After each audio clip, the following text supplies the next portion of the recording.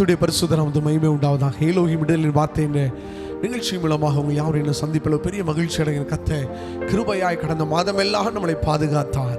நம்மளை பலப்படுத்தின இந்த புதிய மாதத்துக்குள்ள நம்ம கர்த்தர் நம்மளை கொண்டு வந்திருக்கிறபடினால இந்த ஆண்டவரை உயர்த்துவோம், அவரை மகிமைப்படுத்த போகிற இந்த மாத கர்த்தர் நிச்சயமாய் அவர் சொன்ன வாக்கு தத்தங்கள் எல்லாம் கர்த்தர் நிறைவேற்ற போகிற எல்லாரும் தெரிந்த ஒரு பாடலை பாடுவோம். என் இருதயம் தொய்யும் போது பூமியின் கடையாரந்திரத்திலிருந்து பூமி நோக்கி நான் கூப்பிடுவேன் என்ற பாடலை பாடி நம் கர்த்தரை மகிமைப்படுத்துவோம். ஹல்லேலூயா, நன்றி அப்பா. எல்லாரும் சேர்ந்து பாடுவோமா? இந்த காலை நேரத்தில் நம்முடைய கூப்பிடுதலின் சத்தத்தை கேட்கிறவர் இந்த புதிய மாதத்தில் நம்முடைய விண்ணப்பத்துக்கான ஒரு பதிலை கர்த்தர் கட்டளையிட போகிறார். ஆமென். கூப்பிடும் பொழுது உத்தரவு அருளுகிற தெய்வம் நம்மோடு இருக்கிறார்.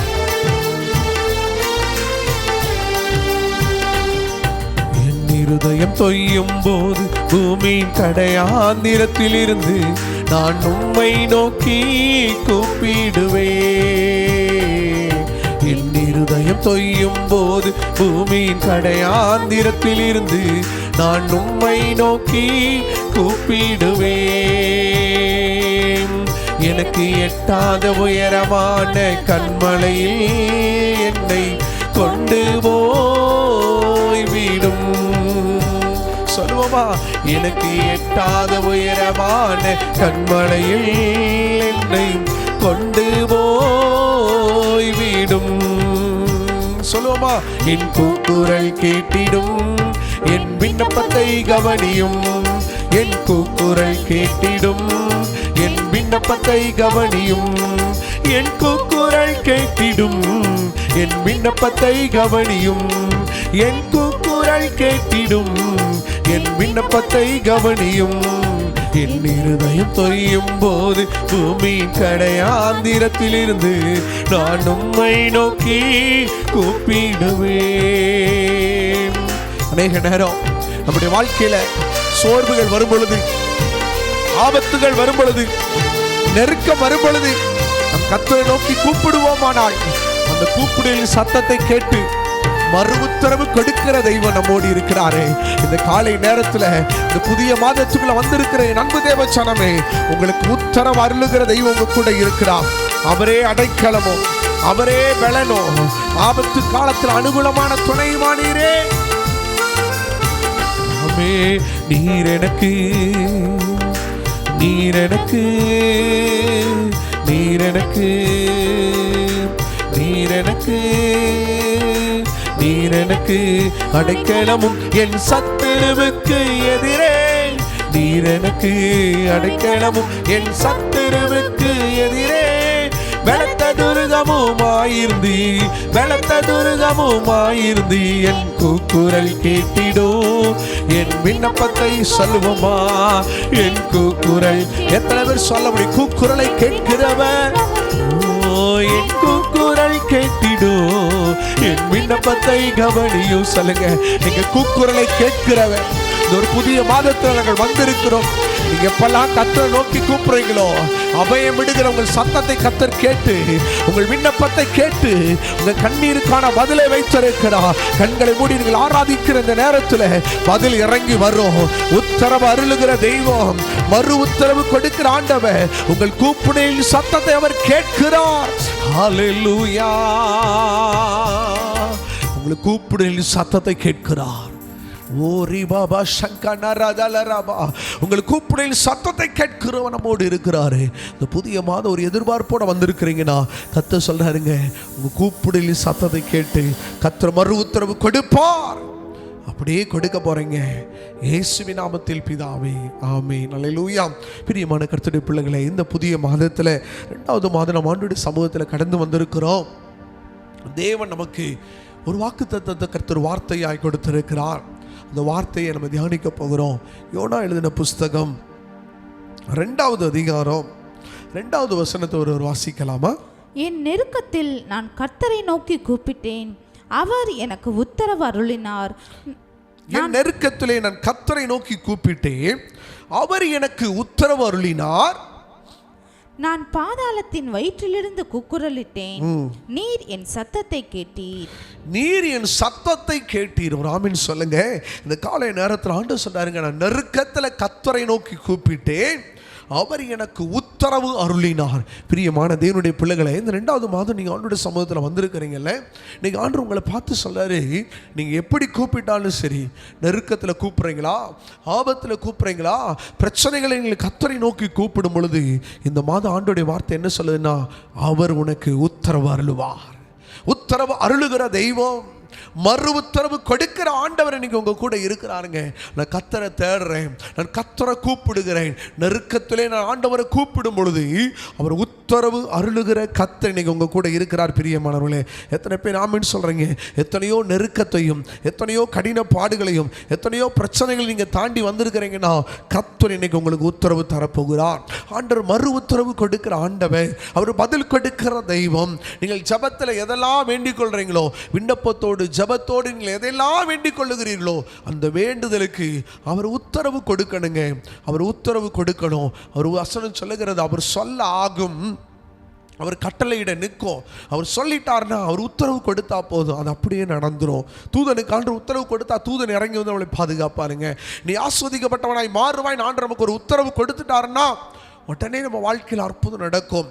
இந்த 2ஆம் மாதத்தில் ஆண்டோடைய சமூகத்தில் வந்திருக்கிறோம். நீங்கள் எங்களுக்கு உத்தரவு தாங்கப்பான்னு சொல்லி கேட்க போகிறோம்.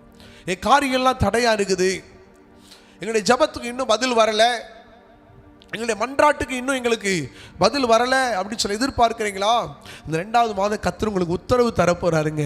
எத்தனை வருஷமாக காத்திருந்து ஜெபம் பண்ணிட்டு இருக்கிறீங்க, எத்தனை நாட்களை நீங்கள் போராடி கொண்டிருக்கிறீர்கள். வேதம் ரொம்ப தெளிவாக சொல்லுகிறது, அவர் உங்களுக்கு உத்தரவு தரப்போறாரு. சில காரியத்தில் இன்னும் உத்தரவு வரல, இன்னும் சில காரியத்தை தொடங்க முடியலை, இன்னும் சில காரியத்தை உங்களால் முடிக்க முடியலைன்னா இன்னைக்கு கர்த்தர் உங்களை பார்த்து சொல்லுகிறார், அவர் உத்தரவு அருளுகிற தேவன் உங்க கூட இருக்கிறார். ஹல்லேலூயா, ஹல்லேலூயா. நீங்க கூப்பிடும் பொழுது பரத்திலிருந்து கர்த்தர் உத்தரவு அருளுவார். யோபின் புஸ்தகம் 12வது அதிகாரம் 4வது வசனத்தை நாம் வாசிக்கலாம். யோபு 12:4. என் சிநேகிதரால் நான் நிந்திக்கப்பட்டு தேவனை நோக்கி பிரார்த்திப்பேன், அவர் எனக்கு மறு உத்தரவு அருளுவார். உத்தமனாகிய நீதிமான் பரியாசம் பண்ணப்படுகிறான். அல்லேலூயா. அப்போ பாருங்க, அநேக நேரங்களில் யோபுக்கு நெருக்கம் இருந்தது உண்மை, பலவீனங்கள் இருந்தது உண்மை, போராட்டங்கள் இருந்தது உண்மை, மனுஷர்களால் கைவிடப்பட்டது உண்மை, எல்லாவற்றையும் இழந்து போன யோபு. வசனம் சொல்லுகிறது, அவர் சொன்னாரு, நான் என் சிநேகிதனால் நிந்திக்கப்படுறேன், தேவனை நோக்கி நான் பிரார்த்திப்பேன், அவர் எனக்கு மறு உத்தரவு அருளுவார். எல்லாரும் என்னை நிந்திக்கிறாங்க, எல்லாரும் என்னை தூசிக்கிறாங்க, எல்லாரும் என்னை காயப்படுத்துகிறாங்க, ஆனால் நான் ஆண்டவரை நோக்கி கூப்பிடுவேன், கர்த்தர் எனக்கு மறு உத்தரவு கொடுப்பார்.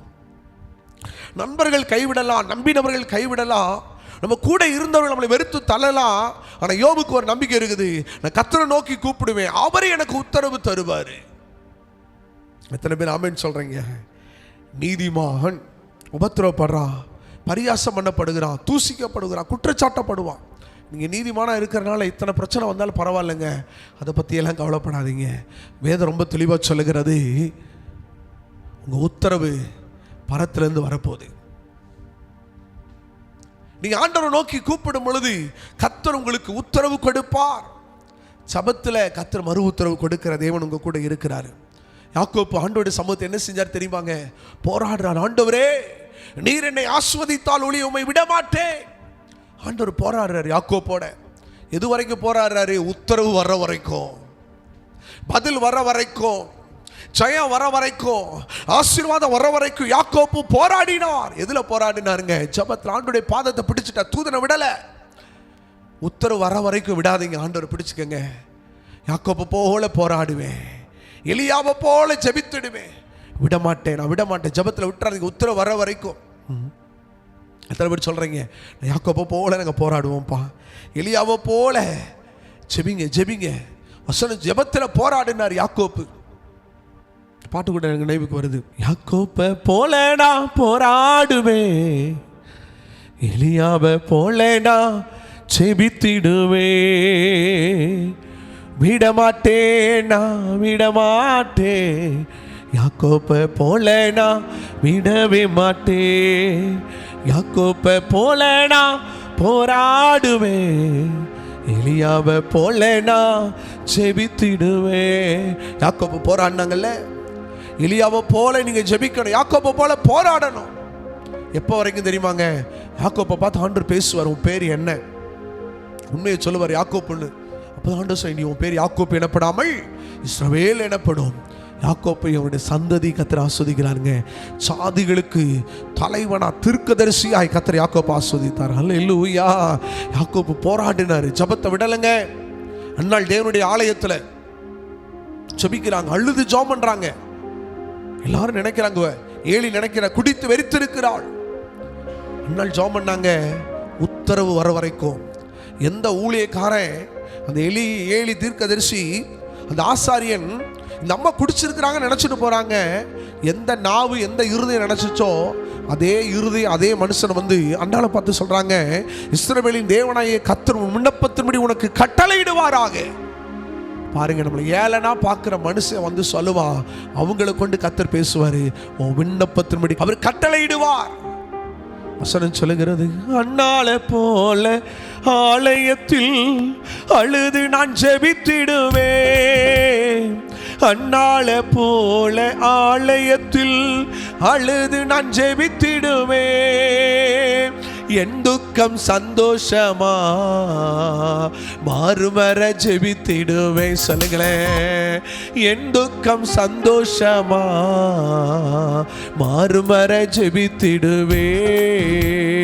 யாக்கோப்பை போல நான் போராடுவேன், எலியாவை போல நான் ஜெபித்திடு. யாக்கோப்பு போராடினாரு. எதுல போராடு தெரியுமா? ஜெபத்தில் போராடினா. எது வரைக்கும்? உத்தரவு வர வரைக்கும். அண்ணால் போராடினாங்க, ஆண்டோடைய சமூகத்தை விட்டு விலகலங்க, பொருத்தனை பண்ணி ஜெபம் பண்ணாங்க. அண்ணாலே கர்த்தர் மறு உத்தரவை கொடுத்தார். அல்லேலூயா. அண்ணால் சாமுவேலை பெற்றெடுத்தாள். எசேக்கியா ராஜாவுக்கு ஒரு பெரிய மரண போராட்டங்க. ஏசாயா தீர்க்கதரிசி வந்து சொல்றாரு, உன் வீட்டு காரியத்தை ஒழுங்குபடுத்தும், நீ பிழைக்க மாட்டீர். நடந்தது என்ன தெரியுமா? எசேக்கியா ராஜா சுவர் பக்கமா திரும்பி ஜெபம் பண்றாரு, கூப்பிடுறாரு, நெருக்கத்தில் கூப்பிடுறாரு. ஆண்டவரே உமக்கு முன்பாக உண்மை உத்தமமாய் இருந்தேன் கூப்பிட்டாரு. கர்த்தர் அந்த சத்தத்தை கேட்டு அதே தீர்க்கதரிசி வந்து சொல்றாரு, உன் ஆயுசு நாட்கள்ல 15 வருஷம் கத்த கூட்டுகிறார் என்று சொல்லி புலவையின் மேல் செய்தாரு. பற்று போடும்படியான ஒரு அனுகிரகத்தை பாராட்டினாரு. இன்னைக்கு அந்த ஆண்டவர் உங்க கூட இருக்கிறார். ஹல்லேலூயா, ஹல்லேலூயா. உங்க ஜெபத்துக்கு பதில் வருங்க, உங்க நெருக்கத்துக்கு கர்த்தர் பதில கொடுக்க போகிறார். யாக்கோபு போராடினார்ல ஜெபத்துல, உத்தரவு வேணும்னா போராடுங்க. ஜெபத்துல என்னை ஆசீர்வதிங்கன்னு சொல்லி போராடுங்க. ஆண்டோடைய ஆலயத்தை விட்டு விலகாம போராடுங்க, யுத்தம் பண்ணுங்க, ஜெபம் பண்ணுங்க. மறு உத்தரவு கொடுக்கிற தெய்வம், ஜெபத்துக்கு மறு உத்தரவு கொடுக்கிற ஆண்டவர். ஏசாயா சொன்னபடியே 15 ஆண்டு கர்த்தர் தீர்க்கதரிசியினுடைய வார்த்தைகளை நிறைவேற்றினார். எசேக்கியாவுக்கு 15 வருஷம் ஆயுசு நாட்களை கர்த்தர் கூட்டி கொடுத்தாரு. உங்க ஜெபம் சாதாரண இல்லைங்க, வல்லமை இல்லது. நெருக்கத்தில் கூப்பிடுற ஜெபம், ஆபத்தில் கூப்பிடுற ஜெபம், போராட்டத்தில் கூப்பிடுற ஜெபம் வல்லமை இல்லது. ஜெபத்துக்கு கர்த்தர் மறு உத்தரவு கொடுத்தாரு. இந்த காலை நேரத்தில் இந்த வார்த்தையை கேட்கிற தேவனுடைய பிள்ளைகளே, எனக்கு இன்னும் ஜெபத்துக்கு உத்தரவு வரலையே, என் ஜெபத்துக்கு இன்னும் கர்த்தர் பதில் கொடுக்கலையேன்னு சொல்லி நீங்க கலங்கி கொண்டிருக்கிறீங்களா? மறு உத்தரவு கொடுக்கிற தெய்வம் உங்க கூட இருக்கிறார். உங்க கூக்குரலை கேட்கிறாரு, உங்க கண்ணீரை கர்த்தர் காண்கிறார், உங்கள் விண்ணப்பத்தை கேட்கிறார். மறு உத்தரவு இந்த காலை நேரத்தில், இந்த 12வது மாதத்தில் கர்த்தர் உங்களுக்கு கொடுக்க போகிறார். ஹல்லேலூயா. நன்றி அப்பா, உமக்கு நன்றி. எங்க கூக்குரலை கேளுங்க, எங்கள் விண்ணப்பத்தை கவனிங்க. நீங்க நினைக்கிறீங்க பிரச்சனை யாருக்கு தெரியாது, ஆண்டவருக்கு தெரியுங்க. எல்லாவற்றையும் அவர் அறிந்த ஆண்டவர். நீங்க கூப்பிட்டா போதும், உடனே மறு உத்தரவு கொடுப்பார். யோபு சொன்னபடி, எல்லாரும் என்னை நிந்திக்கிறாங்க, நான் கர்த்தரை நோக்கி கூப்பிடுவேன், அவர் எனக்கு மறு உத்தரவு கொடுப்பார். யோபுக்குள்ள நம்பிக்கை இருந்துச்சு. நான் யாரை கூப்பிட்டாலும் வர்றாங்களோ வரலையோ, என் நண்பர் வராமல் போயிடுவாங்க, என் மனைவி கூப்பிடும்போது வராமல் போயிட்டாங்க, என் கூட இருக்க வேலையாட்கள் நான் கூப்பிடும்போது என்னை விட்டு விலகி போயிட்டாங்க. ஆனால் எல்லாரும் கூப்பிட்டுருப்பார் யோபு. ஏன்னா அவன் பெரிய ஒரு சீமான், பெரிய ஐஸ்வர்யவான். ஆனால் எல்லாம் இழந்த பொழுது யோபுனுடைய வார்த்தை அசட்டை பண்ணப்பட்டிருக்கும். சில பேர் வயசானாங்கன்னா அவங்க சொல்கிற வார்த்தை யாரும் கேட்க மாட்டாங்க.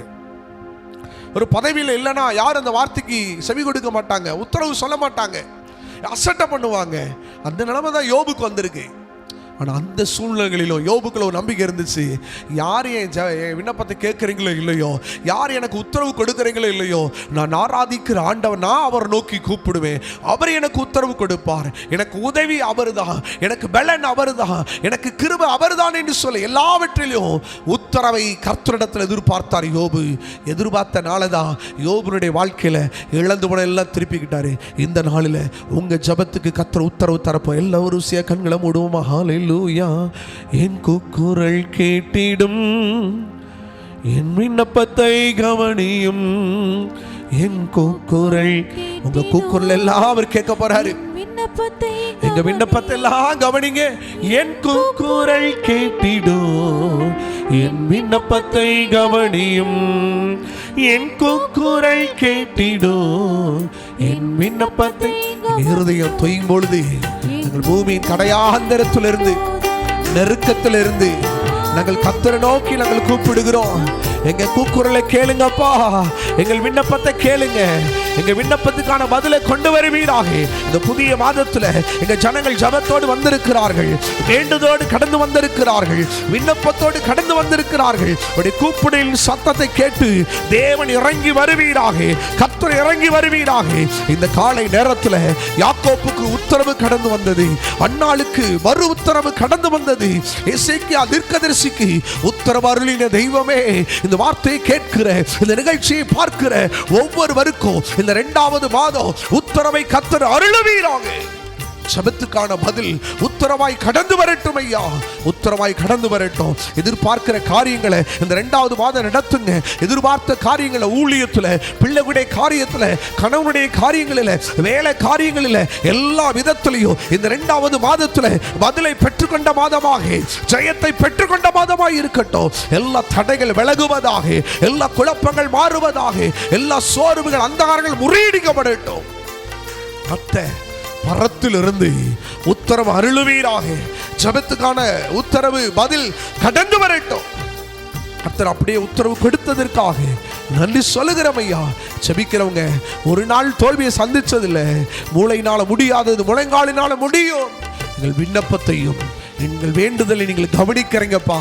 இந்த விசுவாசத்தோட நாங்கள் நிற்கிறோம். கவனித்து நீங்க உத்தரவு அருள போறீங்க. அருளின கிருபைகளுக்காக நன்றி சொல்கிறோம் இயேசுவின் நாமத்தில் பிதாவே. ஆமென், ஆமென், ஆமென். God bless you. கர்த்தர் ஒவ்வொருவரையும் ஆசீர்வதிப்பாராக. ஆமென்.